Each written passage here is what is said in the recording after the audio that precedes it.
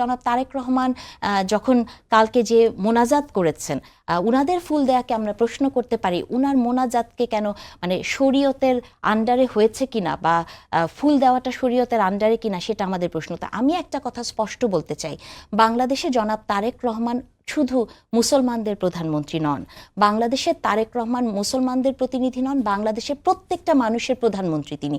সেই জায়গা থেকে তিনি প্রথমে ফুল দিয়েছেন এবং তারপরে উনি মোনাজাত করেছেন। এটা ওনার ব্যক্তিগত বিশ্বাসের জায়গা। আপনি যখন আপনার বাবা মার কবর জিয়ারত করতে যাবেন বা আপনি যখন কোনো মৃত মানুষের জন্য দোয়া করবেন, একজন মুসলিম হিসেবে উনি যা করেছেন এটা একদম ঠিক করেছেন। তবে ওনার ফুল দেওয়াকেও আমি ভুল মনে করি না। এই কারণে মনে করি না যে বাংলাদেশের তারেক রহমান একজন খ্রিস্টানের প্রধানমন্ত্রী, একজন হিন্দুর প্রধানমন্ত্রী, একজন বৌদ্ধর প্রধানমন্ত্রী, যেটি আমার ভাইরা ফেল করেছেন।